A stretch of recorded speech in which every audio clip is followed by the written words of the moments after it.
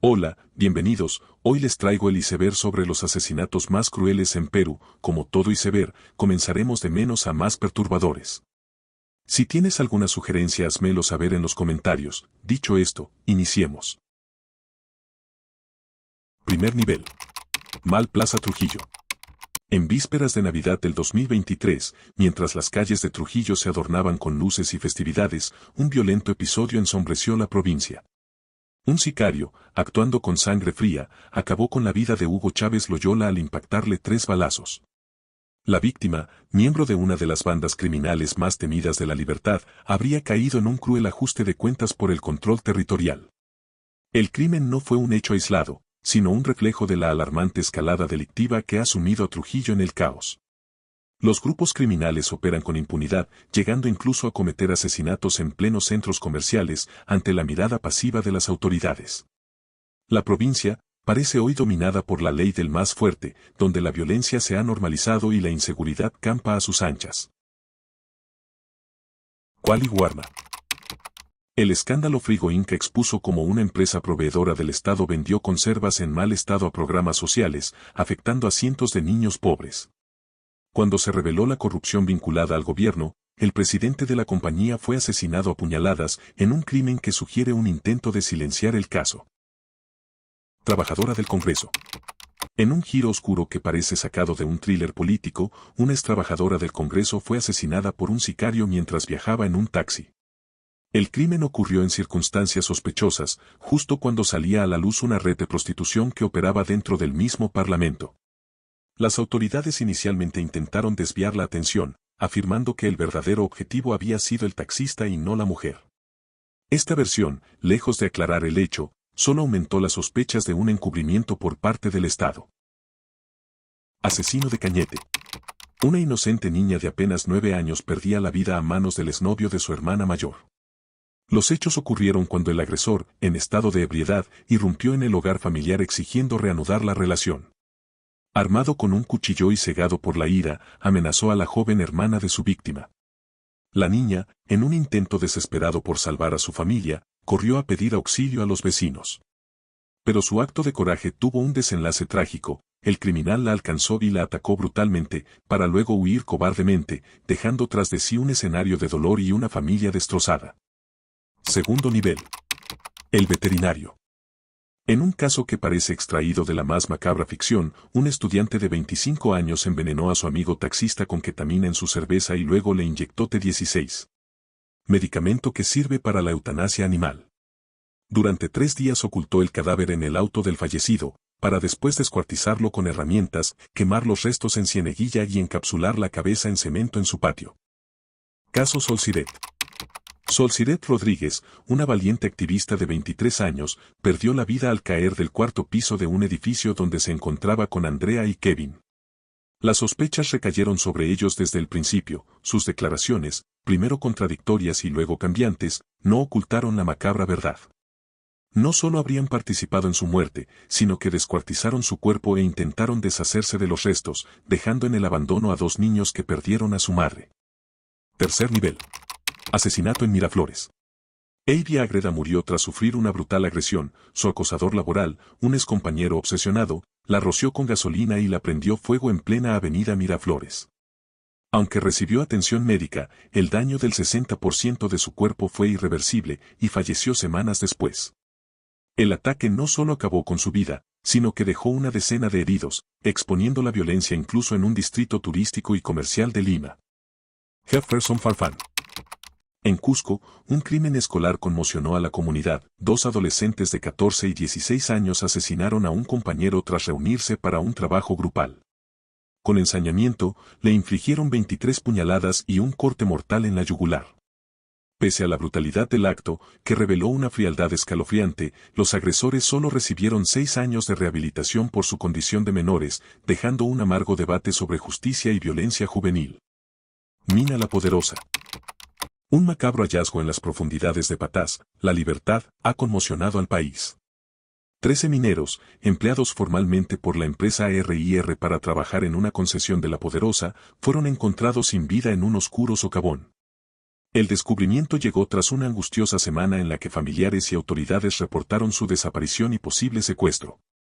Este trágico suceso no es un caso aislado. Se enmarca en una escalada de violencia protagonizada por mineros ilegales que, armados y organizados, buscan apoderarse por la fuerza de territorios ricos en minerales. Nivel 4. La viuda negra. En Huancayo, un hombre fue ejecutado con 2 disparos por sicarios que lo seguían. Los autores intelectuales resultaron ser su exesposa e hija, quienes contrataron a criminales venezolanos para el crimen. El móvil, las propiedades de la víctima. Tras años de hostigamiento judicial y calumnias para despojarlo de sus bienes, la exesposa, al enterarse de que su expareja esperaba un hijo, lo que amenazaba los derechos hereditarios de su hija, ordenó su asesinato. Tráfico de bebés. En 2005, Claudina Herrera, una joven de 18 años con 8 meses de embarazo, cayó en una trampa mortal en Villa María del Triunfo. Una mujer le ofreció una ecografía 3D gratuita y la condujo a un automóvil, donde recibió un golpe que la dejó inconsciente. Fue trasladada a un centro clandestino, forzada a dar a luz, y luego abandonada a morir desangrada mientras le robaban a su bebé recién nacida. 4 personas involucradas en este macabro secuestro y asesinato fueron sentenciadas a 30 años de prisión. 60 puñaladas. Juliana Llamoja, una joven de 18 años, cometió un crimen que horrorizó al país, asesinó a su madre propinándole 60 puñaladas en un acto de violencia inexplicable. El caso resultaba aún más desconcertante porque no existían motivos claros, ni problemas económicos ni conflictos familiares graves, solo las discusiones comunes entre madre e hija. Juliana primero alegó defensa propia, pero luego cambió su versión.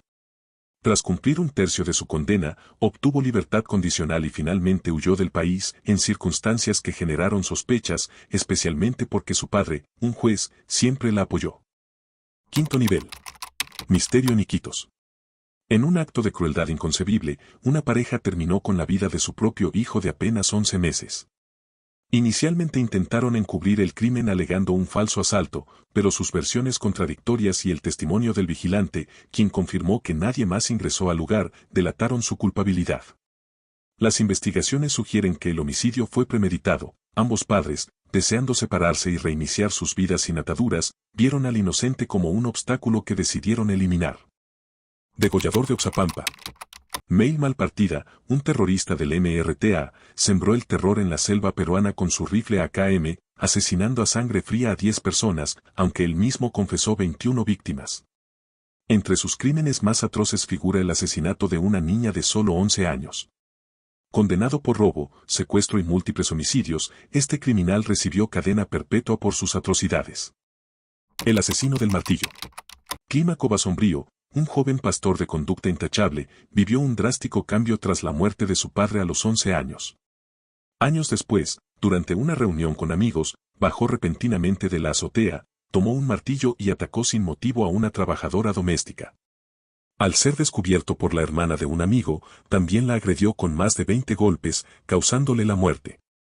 Sus propios amigos, horrorizados, lo entregaron a las autoridades, siendo capturado en flagrante delito.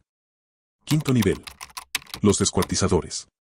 Una banda criminal liderada por el venezolano Freddy Romero cometió un macabro crimen en un hospedaje de San Martín de Porres. Descuartizaron a 2 víctimas, un peruano y un venezolano.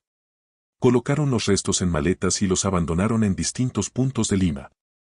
El horror salió a la luz cuando se encontraron 2 troncos humanos en maletas cerca de la plaza de Hacho, en el Rímac. Romero recibió 33 años de prisión, mientras que sus cómplices obtuvieron condenas menores. En un acto de crueldad inconcebible, una madre asesinó a su propia hija de 9 años en San Miguel. La menor vivía un infierno, era tratada como sirvienta y sometida a maltratos físicos que, al no recibir atención médica, le causaron la muerte. La abuela y madre mostraron total indiferencia, incluso intentaron ocultar el cuerpo. El crimen se descubrió cuando el taxista que las transportaba escuchó sus conversaciones y alertó a la policía, revelando esta escena dantesca. Caso El Mercito. En un crimen que conmocionó al país, un niño de 11 años fue víctima de su propia familia, sus tíos y madre lo secuestraron para extorsionar al padre, pero acabaron asesinándolo. Mientras los familiares y el padre marchaban exigiendo su búsqueda, el cuerpo del menor apareció en un macabro escenario, envuelto en un costal y abandonado entre matorrales cerca de un cementerio. La cruel ironía, los mismos que pedían justicia, la madre y tíos, eran los autores del crimen, los autores fueron condenados a cadena perpetua. Último nivel. El apóstol de la muerte.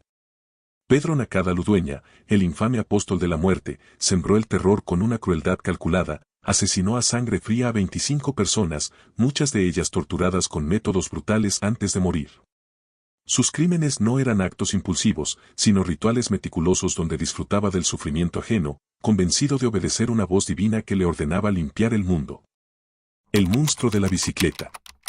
César Alba Mendoza, un depredador sexual con antecedentes de abuso a menores, cometió un crimen atroz, violó y asesinó a una niña de 11 años que regresaba sola del colegio. El sujeto, calculador, aprovechó la vulnerabilidad de la menor, la golpeó con su bicicleta y luego la engañó ofreciéndole llevarla a casa. Tras el brutal acto, escondió el cadáver bajo su cama y al día siguiente intentó quemarlo cerca de su vivienda. Un motociclista alertó a la policía al presenciar el macabro intento de deshacerse del cuerpo, lo que llevó a su captura inmediata y posterior condena a cadena perpetua. El monstruo de los Andes. Conocido como uno de los asesinos en serie más brutales de Sudamérica, Pedro Alonso López violó y asesinó a más de 300 niñas en Colombia, Ecuador y Perú. Tras cumplir una condena en su país natal, Colombia, se trasladó a Ayacucho, Perú, donde perpetró la mayoría de sus crímenes, las cuales fueron hasta 100 niñas. Seleccionaba meticulosamente a sus víctimas, niñas de entre 8 y 12 años, a quienes describía como de ojos inocentes. Con engaños y regalos, las llevaba a zonas remotas, donde las violaba y, al amanecer, las estrangulaba, asegurando que quería ver sus ojos en el momento de su muerte. Después, practicaba necrofilia y ocultaba los cuerpos, dejando un rastro de horror en las comunidades andinas. Eso fue todo por el video. Si crees que he olvidado algún caso, házmelo saber en los comentarios. Hasta pronto.